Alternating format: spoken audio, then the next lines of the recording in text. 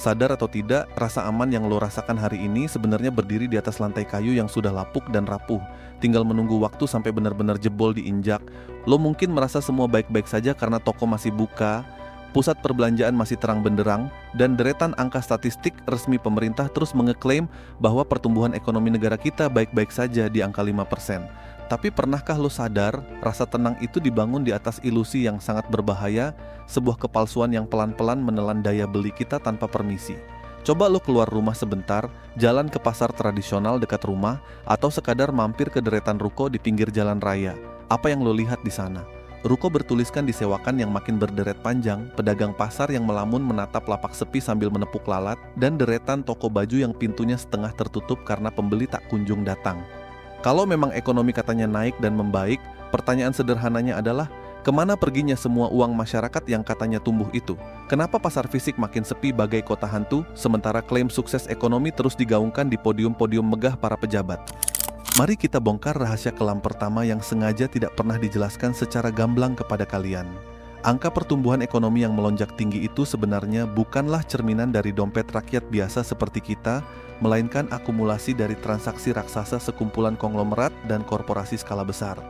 Ketika industri tambang pengeruk bumi melipat gandakan ekspor bahan mentah sampai triliunan rupiah, angka pertumbuhan nasional otomatis langsung meroket tajam, tapi masalahnya, uang hasil jualan bumi itu cuma berputar di lingkaran segelintir elit yang modalnya tak terbatas.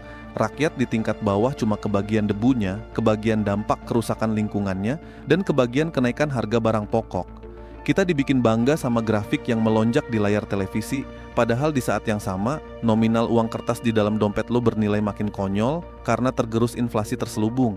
Ini fakta pahit yang jujur harus kita akui bersama, bahwa peningkatan statistik seringkali cuma trofi buatan para pemangku kebijakan, sementara daya beli real masyarakat menengah ke bawah sebenarnya sedang merosot tajam menuju titik terendah.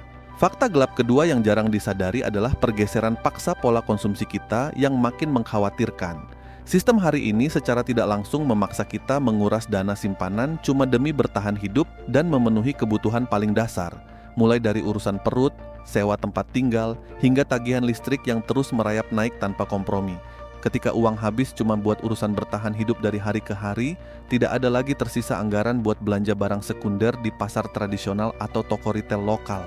Banyak orang mengira pasar sepi karena masyarakat sudah beralih total belanja daring di aplikasi gawai mereka, tapi kalau kita mau sedikit skeptis dan melihat data transaksi secara analitis, penjualan di platform digital pun sebenarnya sedang menggelembung oleh barang impor dengan harga murah meriah yang dijual tanpa margin keuntungan yang masuk akal.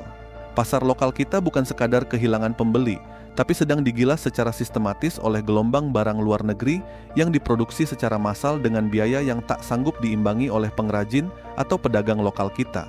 Lalu kita masuk ke pemicu ketiga yang makin bikin dada sesak, yaitu hantu pemutusan hubungan kerja massal dan dominan penciptaan lapangan kerja berkualitas rendah. Setiap kali kita membaca berita tentang pabrik manufaktur tekstil atau otomotif legendaris yang gulung tikar dan merumahkan ribuan buruh, pemerintah dengan tenang menjawab bahwa angka pengangguran masih terkendali karena jutaan orang terserap di sektor informal. Mari kita berpikir kritis sejenak, apakah menjadi pengemudi ojek daring atau menjadi pedagang camilan dadakan tanpa kepastian pendapatan. Setiap hari bisa disepadankan dengan pekerjaan formal, berpenghasilan tetap yang punya jaminan kesehatan serta dana pensiun. Ini adalah penipuan makna yang sangat halus, tapi dampaknya menghancurkan perekonomian jangka panjang. Jutaan orang terlempar dari pekerjaan layak ke pekerjaan serabutan yang cuma cukup buat makan besok pagi. Tanpa kepastian gaji di akhir bulan, mustahil ada keberanian dari masyarakat buat membelanjakan uang mereka di pasar, dan siklus sepi ini akhirnya merembet bagai efek domino yang meruntuhkan bisnis satu persatu dari hulu ke hilir. Fakta keempat yang tidak kalah gelap adalah jeratan ilusi kemudahan finansial palsu bernama pinjaman daring dan skema bayar nanti yang kini merayap ke setiap sudut kehidupan masyarakat. Ketika pendapatan real mandek dan harga kebutuhan pokok melonjak, sistem dengan sangat ramah menawarkan jalan pintas instan yang seolah-olah menjadi penyelamat di saat kritis. Padahal, skema pembayaran fleksibel dan pinjaman cepat ini cuma menyedot pendapatan masa depan kita hari ini, membuat masyarakat merasa seolah-olah masih punya daya beli, padahal mereka cuma sedang menggali lubang kubur finansial mereka sendiri semakin dalam. Uang gajian yang seharusnya berputar di pasar lokal buat membeli beras, sayur, dan pakaian, setiap bulannya langsung mengalir deras keluar buat membayar cicilan beserta bunga mencekik kepada lembaga keuangan digital yang pemiliknya bahkan tidak pernah kita kenal. Ini bukan lagi sekadar krisis ekonomi biasa, melainkan pengurasan kekayaan masyarakat secara masif dan terstruktur yang dibungkus rapi dalam kemasan modernisasi teknologi keuangan yang seolah-olah solutif. Dan fakta kelamaan kelima yang menjadi pelengkap penderitaan ini adalah ketimpangan kebijakan yang selalu menempatkan rakyat kecil di posisi paling dirugikan.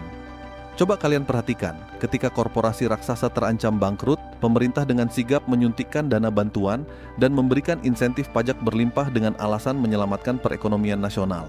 Tapi ketika pasar tradisional makin sepi dan jutaan pedagang kecil terancam gulung tikar karena tidak sanggup membayar sewa lapak, bantuan yang datang paling-paling cuma berupa imbauan moral untuk mencintai produk dalam negeri tanpa ada perlindungan harga atau regulasi pasar yang berkeadilan.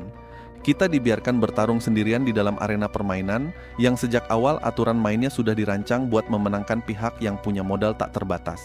Sistem ini bekerja sangat dingin dan tidak pernah peduli apakah tabungan lo cukup buat makan bulan depan atau tidak, selama roda industri besar di tingkat atas tetap berputar menguntungkan para pemegang saham. Melihat semua kenyataan pahit ini, sangat wajar kalau rasa frustrasi dan kecemasan mulai menggerogoti pikiran kita. Tapi menyerah dan terus-menerus meratapi keadaan yang tidak adil, ini jelas bukan pilihan yang bijak buat masa depan kita. Keadaan memang sedang tidak baik-baik saja, sistem tempat kita bersandar mungkin penuh dengan lubang ketidakadilan, tapi pengetahuan dan kesadaran kritis yang lo miliki hari ini adalah senjata pertama buat bertahan hidup dan bangkit dari keterpurukan. Ketika kita sudah tidak bisa lagi sepenuhnya berharap pada narasi manis angka statistik buatan para pejabat, maka cara terbaik buat menyelamatkan diri adalah dengan mulai mengendalikan apa yang ada di dalam genggaman kita sendiri. Atur ulang prioritas keuangan dengan sangat ketat, pangkas habis gengsi sosial yang tidak perlu, perkuat keterampilan baru yang bernilai tinggi di era digital, dan mulailah saling membantu sesama dengan cara memprioritaskan belanja di pedagang kecil atau tetangga sekitar kita. Ekonomi boleh saja terus diwarnai ilusi permainan angka dan klaim manis statistik, tapi ketangguhan lo buat bertahan hidup serta beradaptasi di kondisi tersulit adalah kenyataan mutlak yang tak bisa dirampas oleh siapapun. Jangan pernah biarkan rasa takut melumpuhkan langkah lo hari ini. Jadikan kesadaran dan rasa kritis yang lo rasakan sekarang sebagai bahan bakar utama buat bertransformasi menjadi pribadi yang jauh lebih cerdas, mandiri, dan tangguh secara finansial di masa depan. Saat realita di lapangan makin menantang dan sistem tempat kita bersandar penuh dengan ketidakpastian, kendali penuh atas hidup sejatinya tetap berada di dalam genggaman kita sendiri. Mulailah dengan mengatur ulang prioritas keuangan secara sangat ketat, pangkas habis gengsi sosial yang sama sekali tidak bernilai, perkuat keterampilan baru yang relevan dengan perkembangan zaman, dan saling menopang dengan memprioritaskan belanja di pedagang-pedagang kecil sekitar kita. Kita mungkin tidak bisa langsung mengubah kebijakan atau sistem yang timpang dalam semalam, tapi kita selalu punya kekuatan penuh buat mengamankan benteng finansial kita sendiri. Perjuangan ini memang tidak mudah, tapi keberanian lu buat terus melangkah di tengah himpitan keadaan adalah bukti nyata kekuatan lu. Jangan pernah merasa sendiri dalam menghadapi krisis ini. Kalau lo merasa pembahasan ini membuka mata dan memberikan sudut pandang baru yang jujur apa adanya, bantu bagikan video ini ke teman, sahabat, atau keluarga kalian yang mungkin sedang butuh pengingat ini. Tekan juga tombol menyukai dan berlangganan di kanal ini agar kita bisa terus berdiskusi serta membongkar berbagai realitas sosial ekonomi lainnya secara kritis bersama-sama. Tetap jaga kesehatan mental dan kondisi keuangan kalian. Sampai jumpa di pembahasan mendalam berikutnya.